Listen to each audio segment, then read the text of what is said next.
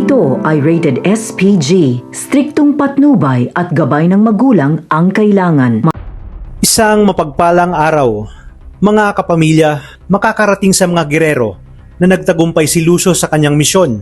Kaya walang mapaglagyan ang kanilang tuwa at sinabi sa kanilang mga taga-suporta na panalo na sila. Malalaman naman ni Enteng na si Santino ang posibleng nagtanim ng bomba matapos itong maiwan ang remote. Kaya naman, gagawin nila ang lahat para hindi magtagumpay ang mga Red Phoenix na ubusin lahat ng mga Montenegro. At dahil bago nga ang nangyaring pagsabog ay marami nang naibunyag sina Fatima at Olivia, kaya iisipin ng mga tao na walang ibang may kagagawa ng pagsabog kundi ang mga gerero. Bago pa man ito ay napaghandaan na ni Roberto ang kanyang mga dapat gawin. Mapapanood niya sa balita ang interview kay Don Julio at sasabihin nito na nagluluksa siya sa pagkamatay ng kanyang apo. Hindi niya babanggitin ang pangalan ni Tanggol upang isipin ng mga gerero na si Tanggol nga ang namatay. Ngunit tuso si Roberto at sinabi niya kay Miguelito na hindi siya maniniwalang patay na si Tanggol hanggat hindi niya nakikita ang bangkay nito. Kaya upang kumpirmahin ay muli niya nga tatawagan si Lucio.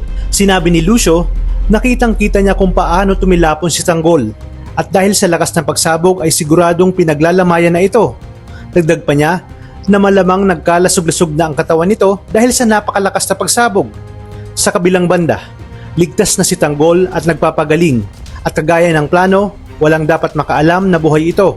Hindi naman agad sinabi ni Enteng na si Santino ang nagtinim ng bomba dahil baka makaapekto ito kay Tanggol.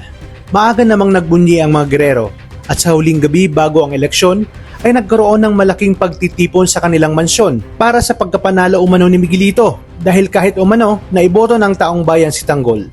Mapapawalang bisa ito dahil patay na nga si Tanggol. Kaya naman si Miguelito ang siguradong uupo bilang mayor ng Maynila. At habang nagsasaya ang lahat ay tinawag sila ni Don Gustavo para ipakita ang laman ng balita kung saan lumantad na nga si Tanggol at nagpa-interview sabay sabing buhay na buhay siya at tuloy ang laban. Dahilan kaya't nabuhayan ang kanyang mga taga-suporta. Ang sobrang pagbubunyi ng mga gerero ay nauwi sa pagkatulala at para silang binuhusan ng malamig na tubig dahil naisahan sila ni Tanggol. Lalo pat wala na silang oras para magawa ng paraan na ipapatay si Tanggol dahil ilang oras na lang ay eleksyon na. Kaya naman malinaw na si Tanggol ang nanalong mayor at siyang magpapatalsik sa dinastiya ng mga gerero.